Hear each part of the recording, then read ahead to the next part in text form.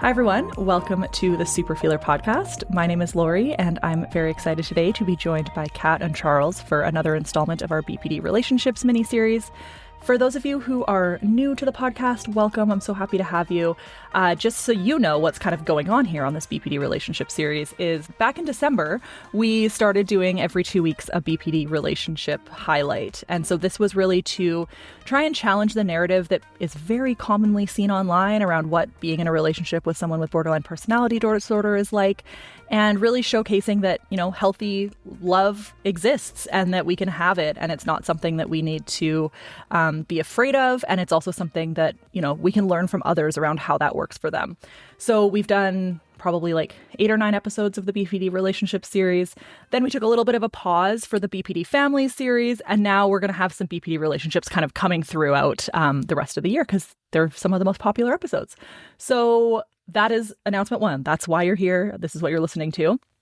Announcement 2, just wanting to thank a couple Patreon members that have joined since our last episode. So Michael, officially the first person from Norway on Patreon, welcome. Presley and Inga, thank you so much for all your support. I want to note, especially because Kat's also on a podcast, I'm going to note just for everybody listening to podcasts that if you are subscribing to Patreon, please don't give Apple extra money. Kat, I don't know if you guys talk about this on the BPD Bunch ever, but Apple has rigged it so that they want people to not subscribe to Patreon. So they add extra fees if you subscribe through the app on your iPhone. So if you are subscribing to Patreon and you are on anybody's Patreon, I don't care whose it is, this is just a PSA for everyone. Don't do it through your app on your phone. Do it through your browser and don't use Apple Pay. It's ridiculous. It's so stupid. But if you do it on your computer, it's fine. Otherwise, you'll get charged. I think it's 30% extra or something completely ridiculous. And they don't need our money. Okay. With that little rant about Apple, welcome, Kat and Charles. I'm so happy to have you. We've heard, Kat, your story a little bit already. So your episode came out end of May. But maybe do you want to give people a 30-second or maybe a 2-minute recap of your story and how it's unique in case they haven't listened to your first episode? Yeah, sure. So I have a diagnosis of borderline personality disorder, classed really now as being in remission. But my current diagnosis is schizotypal personality disorder, which is a cluster A personality disorder. So it's part of the odd and eccentric cluster of disorders. So that's kind of my main issue, I guess, at the moment. But I do still obviously struggle with traits of borderline personality disorder. There are definitely situations and triggers which bring that up for me. So I wouldn't say that it's kind of out of the picture completely. It's definitely something that still raises its head from time to time. But yeah, in terms of issues that I face day to day, it's very heavily influenced by STPD with a little bit of BPD thrown in. Awesome. Thanks so much. And yeah, I'll link obviously the show that Kat was on previously so that you can listen to her story. And she's also on the BPD Bunch podcast, so you can hear all about her story on that show too. Out of curiosity, before we get to you, Charles, a lot of the kind of theme of this series, obviously it's a BPD relationship series, has been specific to BPD showing up in relationships. And so we'll get into that in detail throughout the episode. But do you find the schizotypal personality disorder impacts your relationships much? I guess for me, if I can just kind of go first, obviously Charles, you can add to this. I feel for me, the biggest issues are the paranoia and the anxiety, because those are the things that I find to be really quite life limiting. I would say, and again, Charles, you are more than welcome to agree or disagree with this. The biggest problem that I have is the social isolation, which kind of makes me want to hide away and not socialize, and I really struggle in crowded environments and things like that. So I mean, obviously I would never stop Charles from going out and doing what he wants to do, but I think there are definitely instances where, because I don't accompany him to events or I don't participate in things because I would rather be at home because that's, my comfort zone, I think he finds that really difficult to deal with. So I would say, I think with STPD, that's probably the primary thing. There are other things as well, but I would say that's probably the biggest hurdle that we face. Interesting. Yeah, that makes sense. Charles, does that resonate with you? Yeah, I'd agree with that. I think to some degree it can limit the extent to which that sometimes we can make memories together in a way that I would like to, if it involves things that are maybe slightly impulsive, or there's an element of unpredictability to them, or and sort of outgoing social aspect to it, it can be something that it wouldn't really be something that both of us would both find fulfilling. Yeah, I that can be tough, right? Like, I know I don't struggle with STPD, but I struggle with just like social anxiety, and I find it really hard to get to some social stuff sometimes. And I know, like, I'm sure my husband would be thrilled if I was more willing to like socialize with new people, but I just really like my comfort zone. And Charles, maybe I'll start with you. How did you guys meet? What drew you to each other? So we were both on the same teacher training course. We both did teacher training at the same time, and we sort of met, in different seminars and workshops and things like that attached to the training. I think we just got paired together, or we just sort of gravitated towards each other. I think all the trainee teachers who are maybe slightly odd or slightly different in some way sort of gravitated towards each other, and Kay and I were both part of that circle, I think. And we both started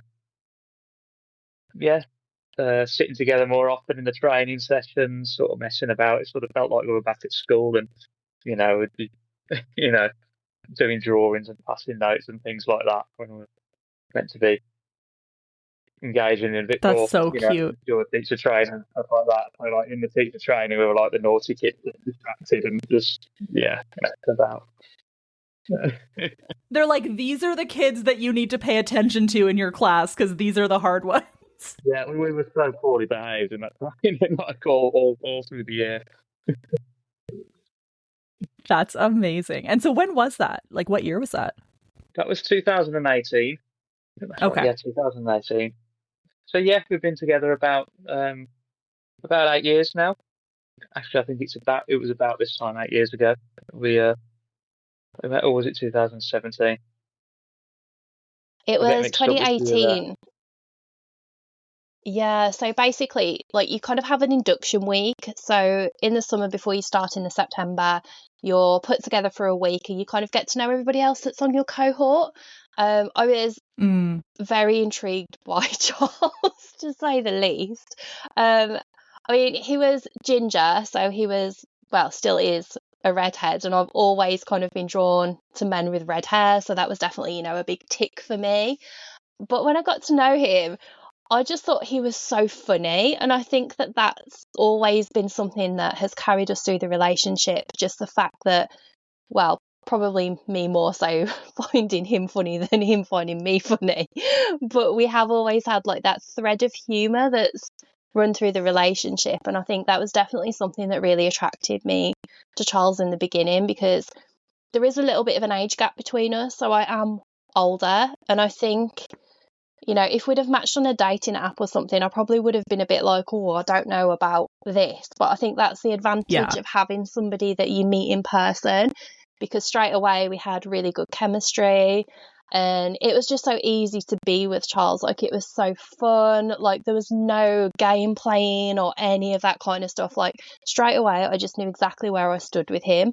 And I think that, when you've got BPD, that's amazing. Like, somebody who is just so consistent and shows up for you all the time, it's like an absolute godsend. You didn't have a BPD diagnosis at the time, right? No, so that came in 2021, so this is a couple of years before. That's what I thought, yeah. But I definitely had a few issues on that training year, which kind of, it flagged up to me that there was probably some kind of ongoing issue, but the diagnosis did not come until 3 years later. Yeah, I thought that was right. I was like, was it 2021 or 2022? And then I'm also like, I talk to hundreds of people with BPD all the time. I have no idea if I get these timelines confused. So when you said there was some stuff that flared up during that year, like, do you mind sharing a little bit about what that looked like? No, that's fine. I actually, and I will word this very delicately. I was supporting somebody at the time who was going through a process of reporting sexual assault. I think I sort of overestimated my ability to be able to cope with it based on my previous experiences. And I sort of found that I got really overwhelmed with that, because obviously if you don't deal with something, it just comes up again further down the line for you. So that was definitely something that I really struggled with that year. Unfortunately, Charles was aware of that situation. And I mean, this happened right at the very start of our relationship, like literally a couple of weeks in. I think there was always the option for Charles to walk away and say, actually, I'm not dealing with this, like this is too much hassle.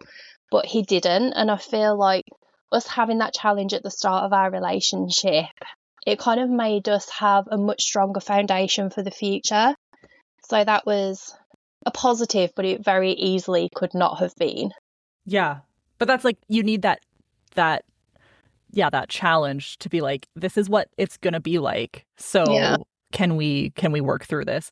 Charles, what was that like for you? Was it distressing, or were you pretty solid through the whole thing? It was distressing. I do find some mood-related symptoms of BPD, like related to low mood and things like that. It can be quite distressing for me because I have a mindset of wanting to fix everything immediately, and when I can't do that, then it's I find that quite upsetting and frustrating. And when I don't exactly know, I wasn't exactly aware of everything that Kat was feeling, and it became quite confusing and frustrating in some ways, and upsetting that I wasn't able to sort of provide an answer or provide a solution to and make things better, basically. So that's something that has that's something that I've struggled with myself over the years, and less so now, because sometimes I've learned that I just need to let go a little bit and not try and rush to try and solve solve issues that aren't necessarily ready to be solved, or don't necessarily need to be solved, or are totally beyond me to sort of provide a solution for. That's so hard though, because you see your like the person you love in pain or distress, and you're just like, I want to fix everything because I want your life to be like perfect, right? It's really hard to do that. So I think like one of the biggest difficulties that we have as a couple is, for me, like when I'm in a really heightened emotional state, I blow up. I'm not a shouter and screamer, but I love to vent. And I will go to Charles as my person and just like vent and moan and whinge and just kind of get it all out there. And I think now Charles has understood that actually when I'm doing that, I'm not necessarily wanting him to come in and fix it. It's just I need to get that out, and it's a release. So he's now more kind of understanding of when I am doing that actually he just needs to listen. And once I've got it all out, I've essentially forgotten about it and moved on after 10 minutes. Whereas for Charles, like I think he finds that a lot harder to understand. He's like, how on earth do you go from like blowing up over something to 10 minutes later being completely fine? Yeah, absolutely. Yeah, sometimes when you're venting in quite a slightly animated way, like it can be quite it can feel quite blindsiding, and then you sort of will leave the room, and I'll feel like I'm left in the wake of your sort of venting, and it'll sort of like I'll be sort of despairing a little bit and just thinking, well, what just happened? And an hour or so later, Kay's forgotten about it, and I sort of still feeling the aftermath of it, and so it can be quite a difficult gear change for me to then catch up with that, and sort of recover from that. But yeah, and then I think I'll be quite upset off the back of that sometimes, and then later on Kay will just be like, oh, what's the matter with you? Because Kay sort of like in her head she sort of moved on from it.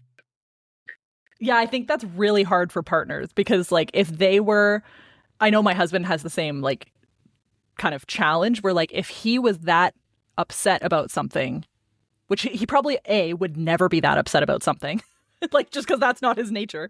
And then B, if he was, it would be like something that he would be like distressed so hard about that it would last for like a year or whatever. And then I'm just like, Brah! And then I'm good. And then I'm like, okay, cool. So what are we gonna have for dinner? And it's like a very like strange foreign concept for people. Yeah, definitely. It's yeah, I don't know what Kay thinks, but I think that was something that we had discussions about in the past. With Kay didn't realise, the effect it would have on me sometimes, and things would be like that, and she'd be really upset, and I'd be sort of sad because she was upset, and then like we Mm-hmm. would have just sort of forgotten about it later. Yeah.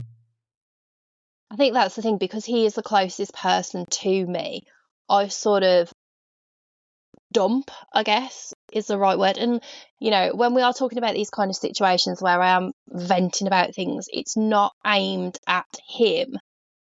It's just, it could be things like work, it could be something that a friend's done, that kind of thing. But I didn't realise that because it's not aimed at him specifically, that he still takes the emotional load from that.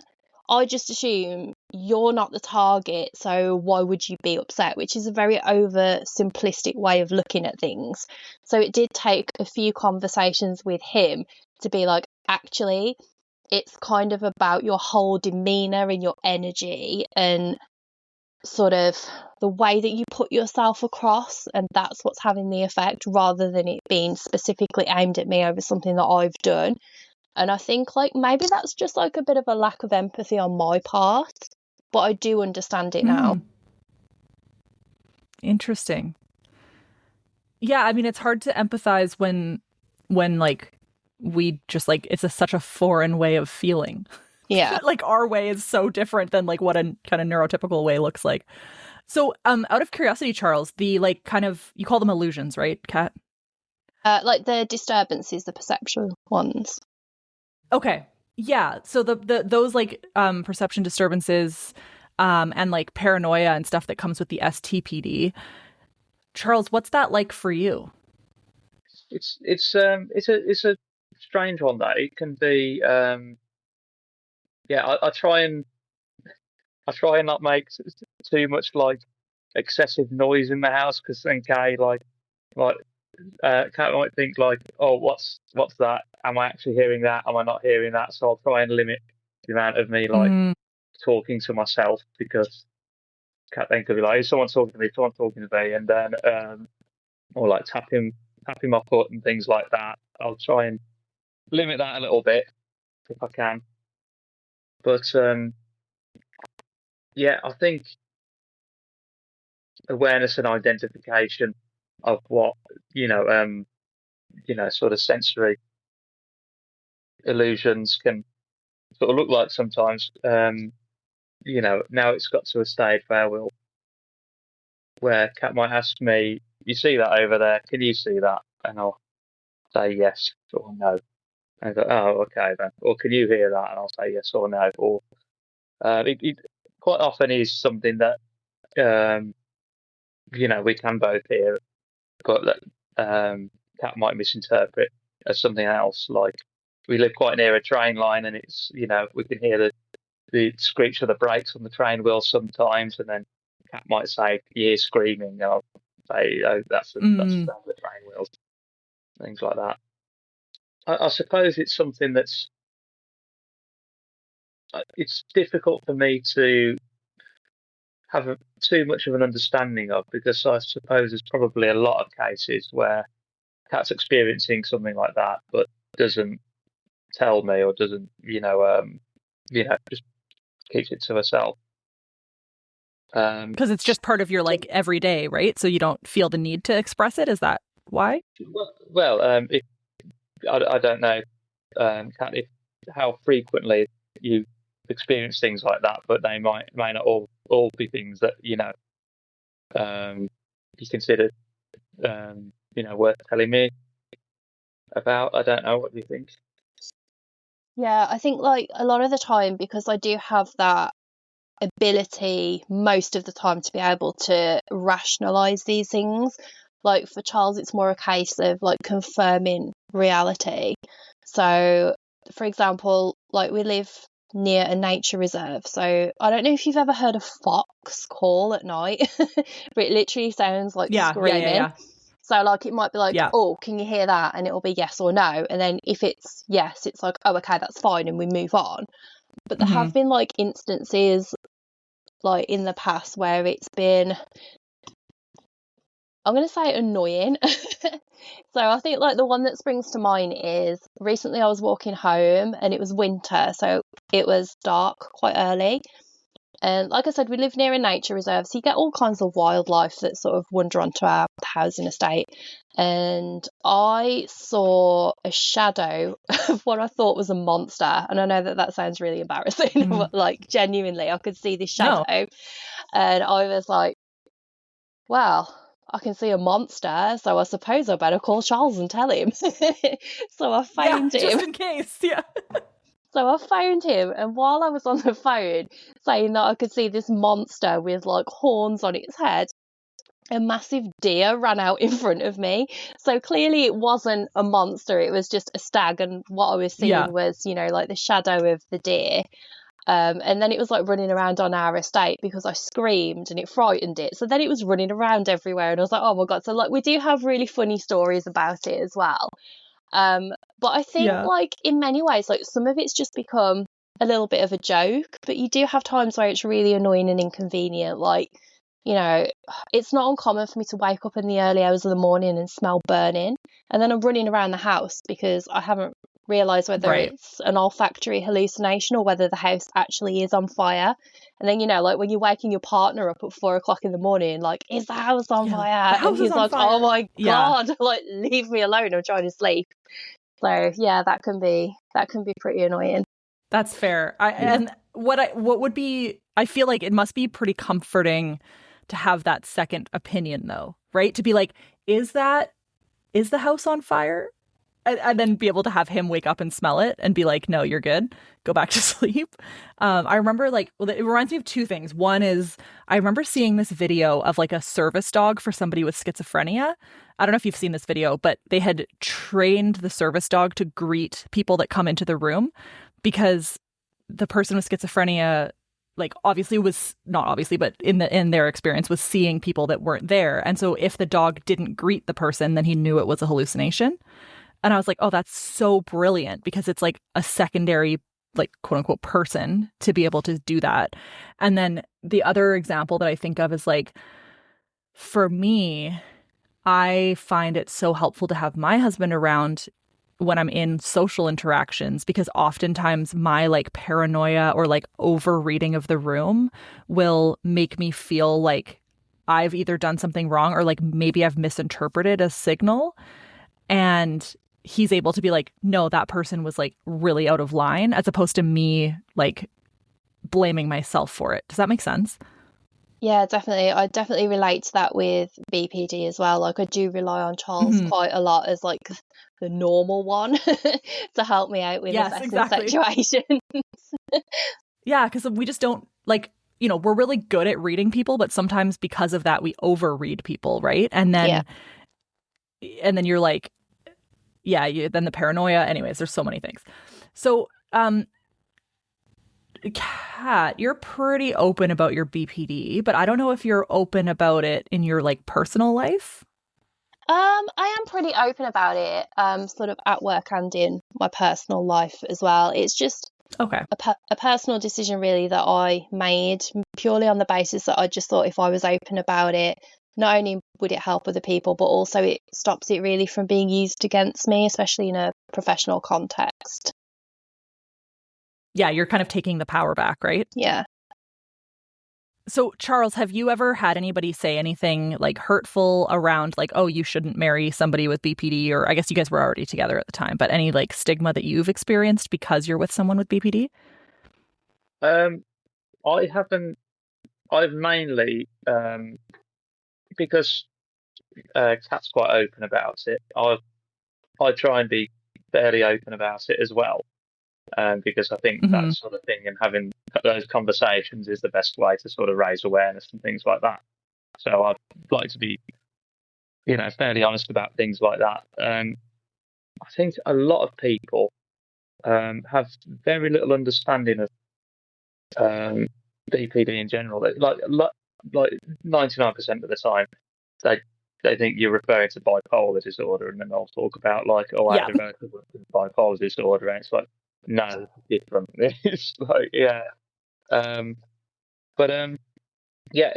thing I have found from speaking quite openly about it, and is that people have spoken to me about their partners or relatives, and some of their sort of behaviours or traits or sort of patterns that I can sort of recognise as potentially being symptomatic of something like BPD, and sort of being able to give a little bit of advice on what I would think might work in a situation, or where I think that their partner could be coming from.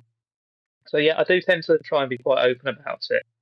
I've had very few people. I don't think I've had any people actually sort of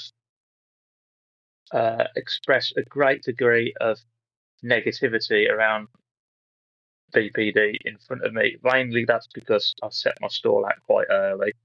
If the conversation turns towards BPD, I'll sort of like try and advocate a little bit, I suppose. I think I have had people say things like, "Oh yeah, my previous partner had BPD," like just sort of like negative way, as if everybody's meant to understand and go like, "Oh God, that's terrible," that must have been terrible for you. Yeah. And I sort of say, "Oh yeah, my wife's got that, yeah," and carry on. What were we going to say? I appreciate that so much on behalf of all of us. Thank you for fighting the good fight with us. Because, the whole like, oh, my ex-girlfriend had BPD is like such a classic thing for people to say, as though it's like the worst thing that could have possibly happened to you. And that's not true. Yeah, absolutely. Actually, you've got a book about it if you'd like to read it. Yeah. For the low price of $20, you can read all about it. Well, I will say that if I can just sort of add to that, is obviously because I wasn't diagnosed until 2021 and we've been together since 2018. Yeah. I think for a lot of people, it just wasn't even a conversation until I had that diagnosis, and by which point people had got to know me well enough by that point for it to not be an issue anyway. And I think it sort of goes hand in hand with that slightly more discouraged expression of BPD, because I think if anything, the most common reaction that both of us have had has been like shock, essentially, as in like, yes, I can't believe you've got that. You can't possibly. Yeah, exactly. So I think there's definitely that argument as well, which has helped us swerve some of those more difficult conversations. In fact, I feel like people have probably been more comfortable being rude to me about it than they have to Charles. Interesting. Can you elaborate on that? I'm so curious. Yeah, sure. So there is actually an example that I've put in the book, but I will sort of elaborate on it a little bit here. So it was actually when I was temping at a school, and I was teaching a class, and earlier in the day I'd asked for some time off to go to a psychiatric appointment. So obviously I'd had to take the letter and everything to them, so all the details are in the letter. A member of leadership actually came into the classroom and said, "Can you step outside the classroom for 10 minutes? And I was like, "Yeah, sure, no problem." Went outside, left, came back, and as I was coming back in, I heard them say to the students that were in there, "If you ever feel really unsafe in the classroom, you know where we are." And I was like, okay, that's really weird. And then one of the students said to me after they left, "That was really weird. Like, they kept asking if we felt safe with you in the classroom, like telling us where to go if we need support." Like, I was like, that's so weird. And I just thought, oh, maybe it was like a health and safety thing. But then when I got home after work on the evening, it just didn't sit right with me. And I thought, like, is this some kind of stigma, like discrimination? I don't know. But luckily I did go back in the next morning and report it to my manager, and they did take it really seriously. But Good. yeah, there's been like a couple of instances of, things like that, and just like really uneducated comments as well. But I think people feel a lot more comfortable saying it to the person with BPD than the person who's in the relationship with them. Yeah, fair. It's interesting. First of all, I'm so sorry that happened to you. That's awful. And like, yeah, I'm sure that was discrimination. Like 100% sure. It's not a fluke. And that's awful. Wow, that's such a like good example of stigma in the like real life. Yeah, I mean, it's funny when I put like I don't usually like write questions before interviews, but some partners really wanted to have some. So when I first was like brainstorming this series, I had that question in there because I know there is a lot of like in some people's lives there is a lot of like, oh, don't date her, she has BPD. And like I've even heard that from like other people saying like, oh, I went on a date. This happened to me literally weeks ago. I can't remember who it was, but somebody said to me, oh, I went on a date with someone and they obviously had BPD, so obviously I didn't go out with them again. And it was like a friend of mine. And I was like, okay, but like what? I'm confused about how you think that is like an okay statement without any explanation. And they were like, yeah, because I really thought like I should show them your peer support group. And like I thought about it after, but now it feels weird to like reach out to them. And I was like, okay, but we can't pass the fact that you just like made a very like judgmental discussion about this person. Like that's a horrible. But yeah, I guess people just like don't, I guess, think sometimes before they speak. And maybe because I think you're right, like because they knew you two as a unit for 4 years before you got diagnosed, 3 years before you got diagnosed, like there was less room for that judgment because they could already see that you have like this good relationship. Another question that I have is like, what does your relationship look like day to day? I gather you love each other very much and you have a healthy relationship. Can you describe what a healthy relationship looks like for you? Yeah, so I'll go first. I'll just sort of summarize. So we actually don't really argue. I know that's like such a cheesy thing to say. Like we might have the odd disagreement, but as far as I'm aware, we've never actually had like a full on like shouting, screaming argument. Like we are pretty good at communicating, I think. Like we are very open with each other. It's always very respectful dialogue. The sense of humour is again there all the time. Like sometimes there are things that we really should take a lot more seriously than we do. And, like I think humour diffuses a lot of tense situations as well. Like I've spoken about this before, like I think it could go either way with someone with BPD. If you are venting or upset about something, like Charles will make a joke and like that's it, like it will just take the wind out of my sails and I'll just start laughing and like everything's fine. But I think it can quite easily go the other way as well if you misjudge it. But I think like day to day, like it's pretty plain sailing. Yeah, generally, we don't really argue very much. Sometimes, we can have, disagreements about things. If sort of, things start to get a little bit heightened or animated, I tend to just sort of remove myself from the discussion. Then we maybe just revisit it later. But yeah, there's not really, we don't. There's no shouting or anything like that, or sort of anything personal. We don't really, make any personal digs or anything like that because, I don't think there's anything really so dramatic in our lives that it would ever warrant that kind of level of emotion. Really, like we're everything's pretty stable. Really, I think. Yeah, we're quite busy people. We both tend to work quite late and come home and sort of like I tend to cook the dinner, Kale eat the dinner. And a boring adult life, do chores, go to bed early. Yeah. We try and like on the weekends it can be like we have quite different interests. I think I recently took up sailing and I like cool. and I like camping and things like that. And anything that involves the tiniest little bit of mild peril in the background that something could go wrong is always something I'm slightly interested in. Kay, he's really into fitness and things like that. We do go to like the same fitness class here and there, so we've been I've been going to Kay's sort of fitness class that Kay's been going to for about a year now.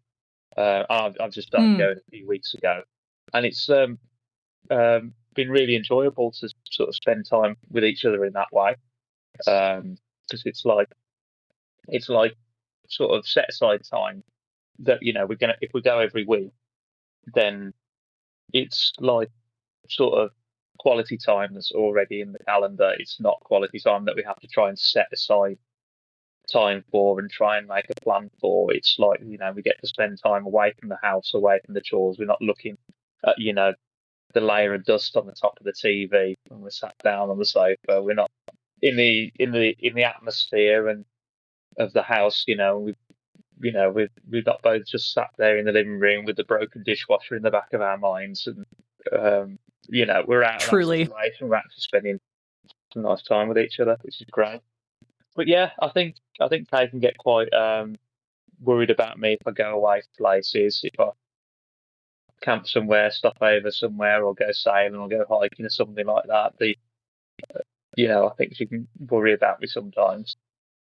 But yeah, what would you say?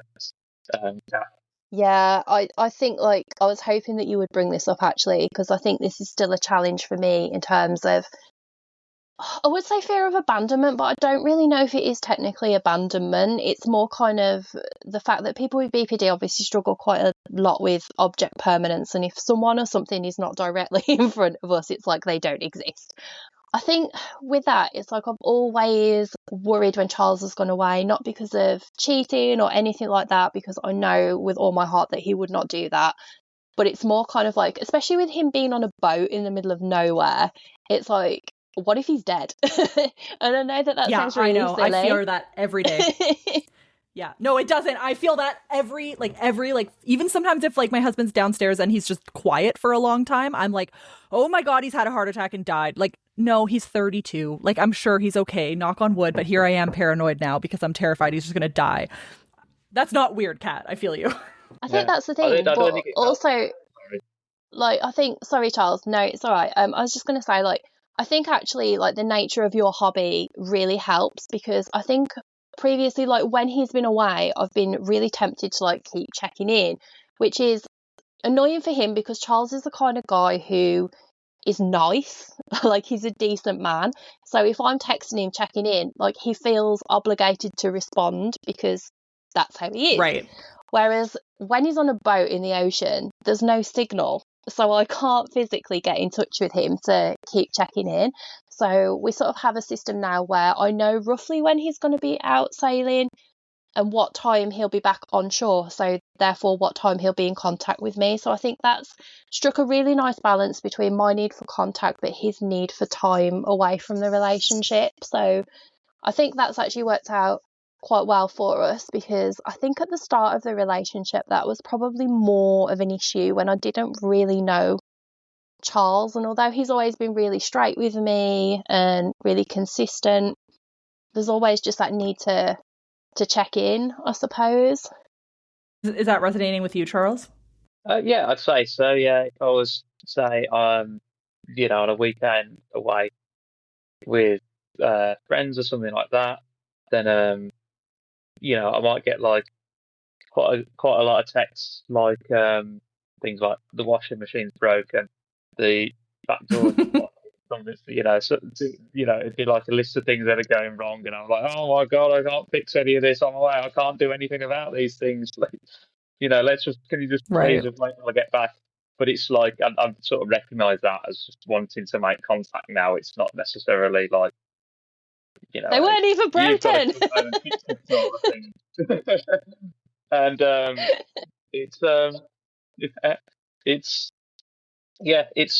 we sort of experiment with different things. I think to sort of once Kat, to avoid messaging me too much while I was away once, she blocked my number so that she would message me. And that is a very BPD thing to do. I was absolutely losing my head because I was like, oh my God, she hates me. I've done something really bad. What is it? What have I done? And, and I got in touch with her later on in the evening. And she's like, "Oh yeah, I just blocked your number because I thought you'd want to spend time with your friends, and I didn't want to be texting you all the time." I'm like, "Why didn't you tell me that?" But Yeah, the moral of the story is like obviously tell them why you're blocking them before you do it. Yeah, totally. Yeah, I don't think it helps when I come back from like sailing sometimes, and I'm like really like fired up and enthusiastic about it. And I was like, "Oh, it was amazing. We almost died." I think that probably right helps me. You could skip that part.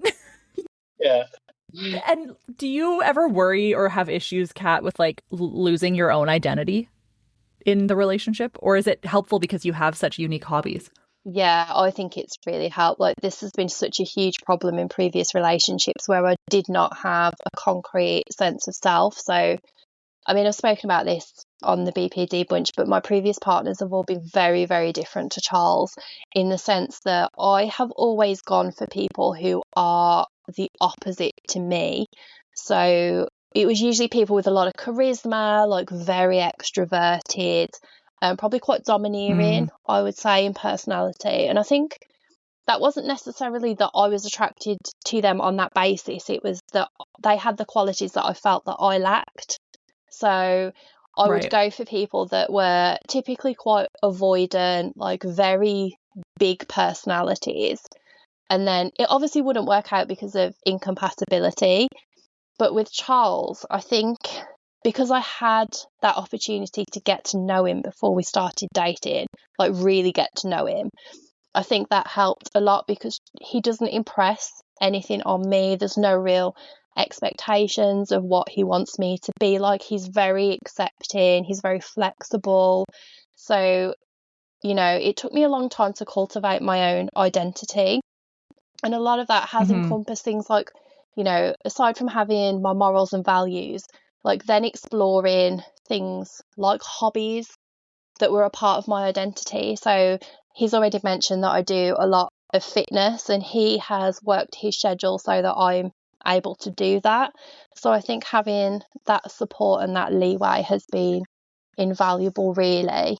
And he's very supportive in terms of identity. So it's nice to have that safe space to be able to explore identity with my partner. Totally. And not having to just like chameleon into who they are, because sometimes that's how we find our self-identity in relationship, and it's not helpful. Exactly. And I think, you know, the fact that he is really into sailing and I have expressed no interest in sailing is actually like a really big positive for me, because with previous partners I've like, you know, you love football, so do I. You like World War One, so do 100%. I. Yes. No, for sure. The amount of people that I'm like, oh yeah, I'm totally into snowboarding. I've never snowboarded in my life, like whatever. But yeah, my husband's like obsessed with Dungeons and Dragons, and like I know that I'm solid in my relationship when I'm like, I literally could not be paid to do Dungeons and Dragons. Like, I have no interest at all.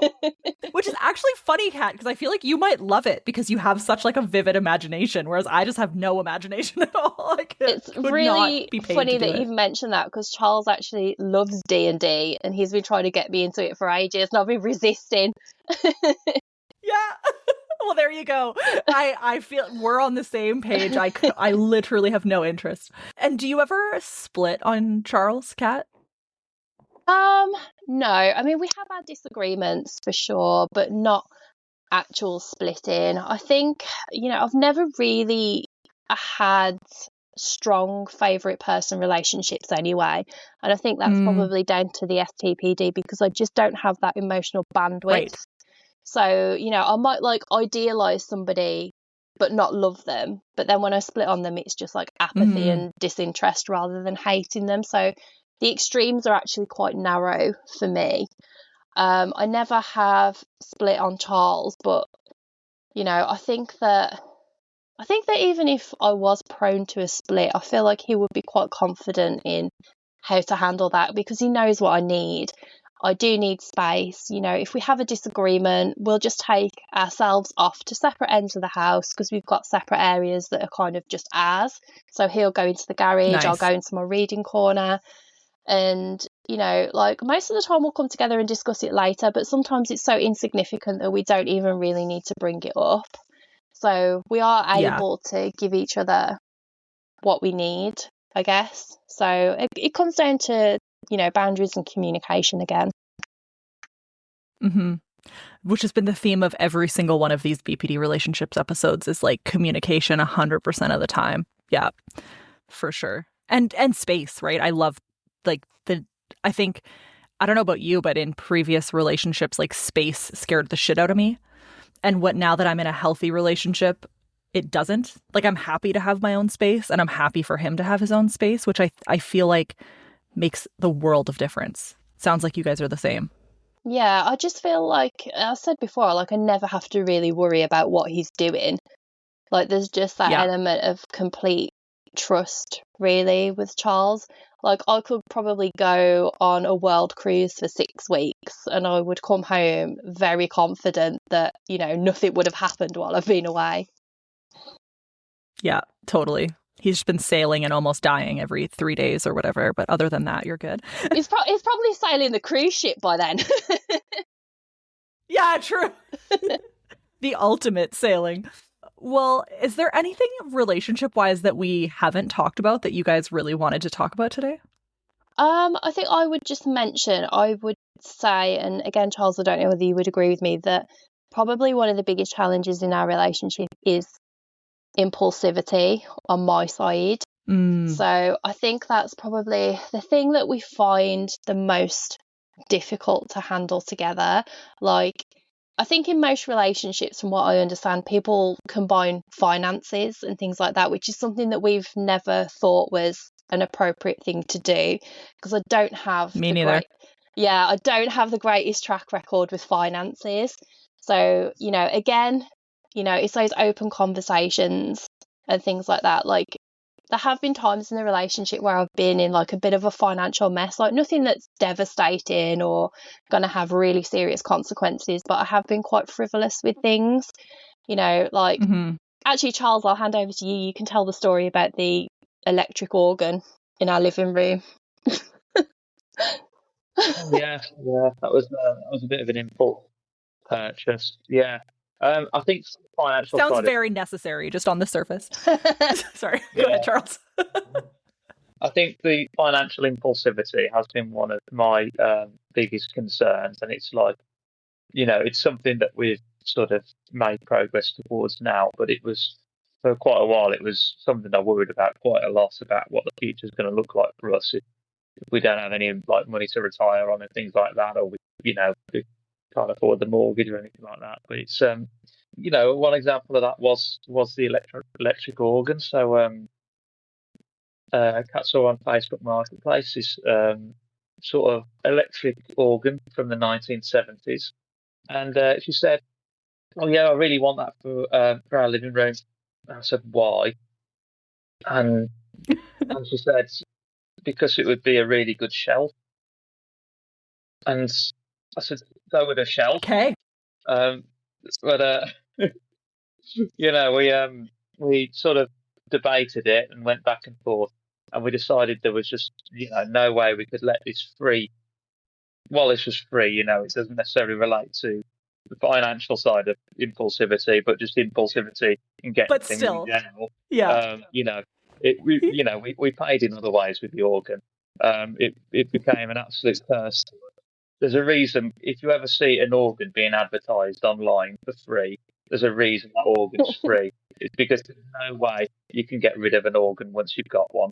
And we had this organ. It took up so much space in our living room. This enormous electric. Neither of us can play the organ, by the way. I was going to say, did either of you try and learn how to play said organ? Yeah. And was it a super sick shelf though? Either. It was a shelf. It was a shelf.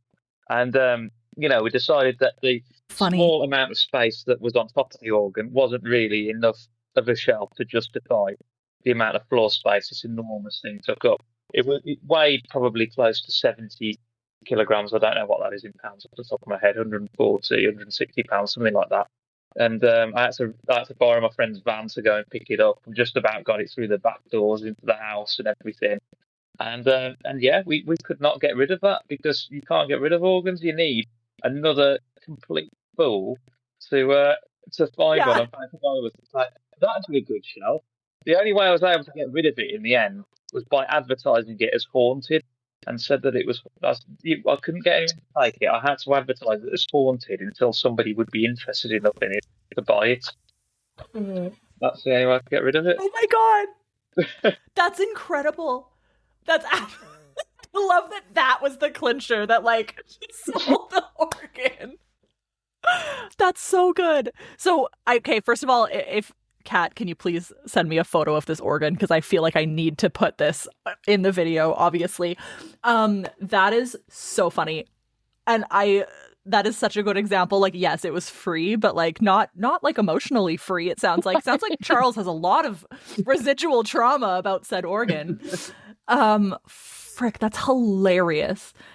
Yeah, I totally understand the not combining money issues. Like, I do the same thing, because I want to be able to spend impulsively without having somebody else impacted by it.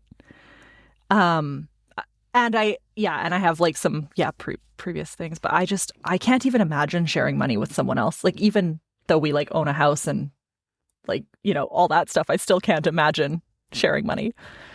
It terrifies me. Are there other impulsive things, Charles, that Kat does that is like either really fun for you or really stressful for you? Because it can go both ways. Oh, that's a good question. It tends to be something that can be like an organ, quite burdensome, and involve quite a lot of effort to sort of support and facilitate sometimes. But in other ways as well, Kat might be interested in doing a course, or a workshop that I hadn't thought of doing before, or wouldn't think to try.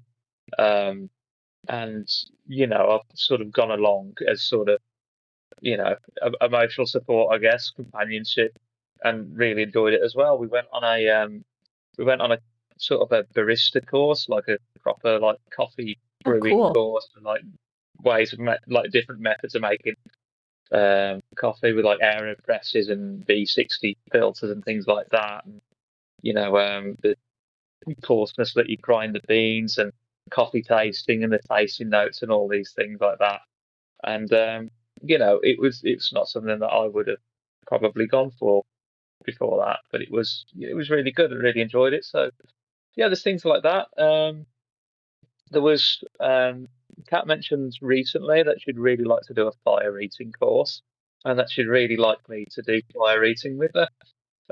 Fire eating, like where you like shove the sword down your throat and it. Okay, cool. Just wanted to confirm I heard you right. Okay, continue. Yeah. So that's something that I'm going to give a go. I think that's something I'm probably going to give it a go. There was the taxidermy course as well, which we haven't done yet. The taxidermy course. That's probably not something that I'll do, but I'm happy to, I'm obsessed. Support. I'm happy to give up a corner of the garage for some, for a workstation for doing taxidermy. Dead animals. If I see any squirrels in the road, I can put a shovel in the car. Oh my God, Kat, I wish we lived near each other, because I would 1000% do all this weird shit with you just for the sake of it. Oh my God. Okay, and also just like this is, if you're like a vegan, maybe don't do this, but just like, I don't know, Kat, and well, either of you, if you follow on Facebook, there's a page called Bad Taxidermy, and it is like the funniest thing I've ever seen. Yeah, you have to look it up. It's freaking hilarious. But again, if you're a vegan, don't look it up, because you won't like it. But it's the funniest thing I've ever seen in my life. So highly recommend. Okay. Well, I mean, I love those examples of like weird, impulsive things that like you're just going to get Charles into. And do you bring him because you kind of need that like person support there, or because you want to drag him into your shenanigans? It's kind of more the latter, I think. I think because Charles is so open-minded, and nothing that I do shocks him, which is a fantastic quality to have, by the way. Like, I always kind of invite him along, because I know that he won't judge me. Like, he's more than happy to get involved and support me with whatever I want to do. You know, even if it's buying a massive musical instrument that I will never learn to play and keeping it in the living room. You know, like, there's not many men that would do that for their partners. Yeah. So, you know, I do count myself lucky, really, in having somebody who's so open-minded and non-judgmental. Truly. Yeah, it's incredible. I'm pretty happy with that. You know, if that session, you know, we're doing taxi there. I'm like, all right, then let's go. Where's the scissors? You know, or you know, there's an Where's organ the dead squirrel? marketplace. It's just like, cool, all right, let's go pick up an organ. That's something to do on a Saturday. You know, yeah.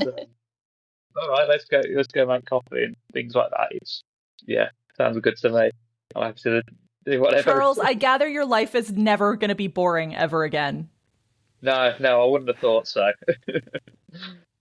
But I think as well, like, a lot of it is making memories, like, not so much recently, but, you know, like, not long after we got together, we went to Bosnia and Serbia. Like, Charles actually proposed to me in Bosnia.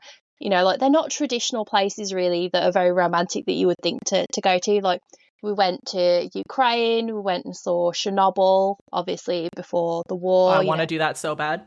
It's like, obviously. He's just so, you know, like, willing to do things that I want to do. So, I mean, it goes both ways as well, because luckily we do have really similar interests in that sense. But it just feels like life together is a big adventure, which is so nice. Mm-hmm. That's beautiful. That's the goal. Like, I like healthy, stable adventure. And you can do it with somebody that you love and care about and that supports you. That's so great. So I have a very important question. How long was the organ in your possession? Charles. it was a good 6 months. I think it was a good 6 months. Yeah, I think I spent 2 months trying to sell it, and then it was sold within a month of listing it as haunted by the ghost of a 7th lounge musician. A gentleman from a church came and collected it. I don't know if he got it for an exorcism or just morbid curiosity or for the church. You know what? All good. You just let him take it. That is okay. So we're like obsessed with Halloween, and every year we have like a different themed party, and this upcoming year's theme is like haunted dollhouse. And so we've been finding all sorts of weird, like, haunted things on Marketplace. And like, we're childless 32-year-olds, right? And we have a basement full of like creepy ass haunted dolls right now. And I feel like it's very aligned with like this organ situation, because honestly, if we had seen haunted organ like in September of this year, we probably would buy a haunted organ just to add to the ambiance of the haunted dollhouse situation. Oh, that's so funny. Okay, so final question. I want to ask you both this question. Well, yes. Okay, I have two final questions. I want to ask you both this question. What message of hope would you share with someone with BPD who wants a loving, healthy relationship, but it doesn't think it's possible for them? I totally think it's possible. I mean, I actually recorded an episode of the BPD Bunch a couple of months back with an ex-partner. And, you know, like, honestly, like, I don't know whether it's because I have that more internalized presentation of BPD, so I'm not really prone to outbursts, but most of my relationships have been pretty harmonious, to be honest with you. I think it's definitely not without its difficulties, but it's 100% doable.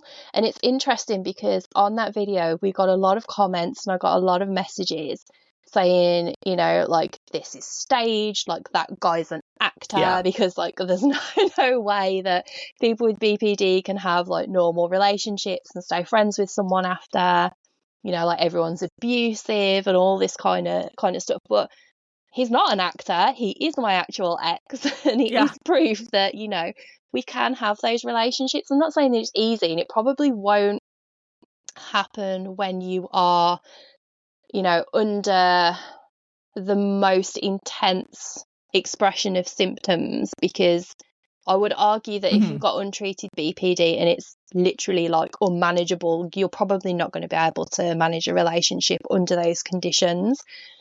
But it's definitely doable with healing, I think. And, you know, I think me and Charles are evidence of that. I think a lot of it is just finding your person, which is the hardest thing out of everything, I think, is finding that person. And we're just really lucky that the stars kind of aligned and we were on the same training course, because I don't think I would have found what I was looking for online. It really has to be about that authentic connection with that person.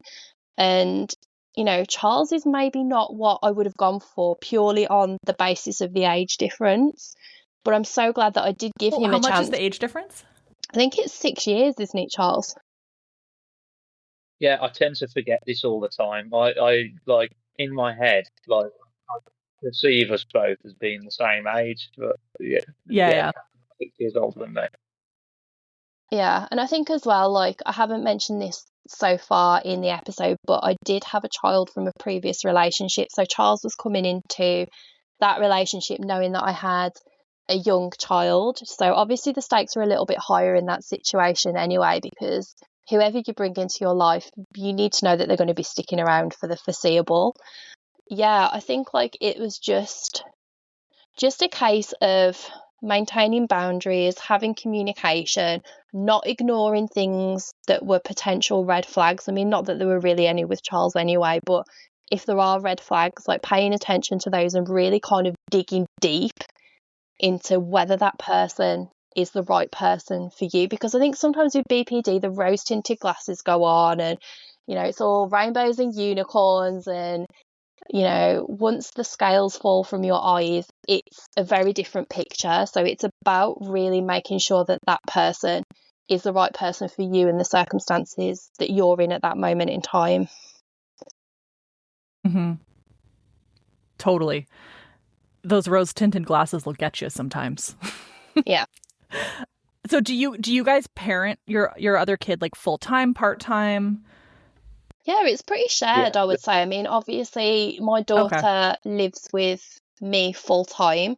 So Charles is kind of like essentially the other parent. Like, he's quite involved with my daughter because he's been there since she was really young. She's all really that he's ever known. Okay. Yeah, it's sort of and Charles, how about you, Charles? Yeah, so I sort of went into our relationship knowing that, you know, becoming a stepdad would be something that I'd have to sort of decide on whether I was going to step up to do, and it was something I decided that I, you know, would like to do.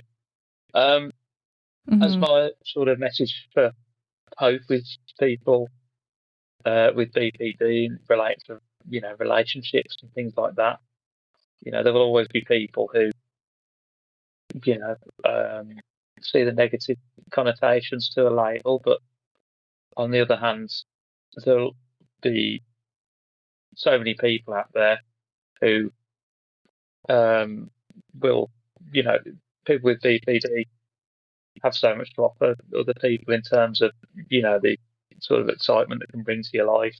And I'd say not only will I, you know, give, you know, will I find somebody who gives them the life that they want, that those people with BPD will also give somebody else the life that they want as well. Yeah, I think it's beautifully said. Seeing it as not something that happens in spite of BPD, you know, relationships and don't succeed in spite of it. They, you know, they work in a dynamic where that sort of makes sense and that sort of fits into the dynamic of the relationship. And so that's how it works, and it's finding that person with which the dynamic works well with. Totally. Amazing. Well, thank you both so much for sharing your story with us. It's been so inspiring, and that organ story will live with me for the rest of my life. That's so funny. I just so appreciate you both. And yeah, I think like your relationship is so inspiring to just be your unique, authentic selves and do so in like a healthy partnership is just so awesome. You can find Kat, all of Kat's links are in the notes, including her book, the BPD Bunch pod link, and social media. And is there anything else that you wanted to share in terms of where to find you, Kat? No, I think that's covered everything. Thank you.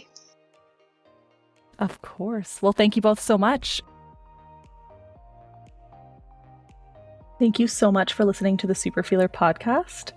This episode was recorded on the traditional and unceded territory of the Matsqui and Sumas First Nations. If you'd like to learn more about the Superfeeler podcast, share your story, or participate in the Superfeelers Club, which is our peer support group, it's totally free, virtual, and open to anyone who experiences intense emotions or has borderline personality disorder, please check out the link in our show notes or go to laurieedmondson.com. If you would like to support the show, we would very much appreciate it. There's an option to do monthly small donations at whatever denomination you'd like on patreon.com/superfeeler, or again in the notes below. Thanks again and have a great day.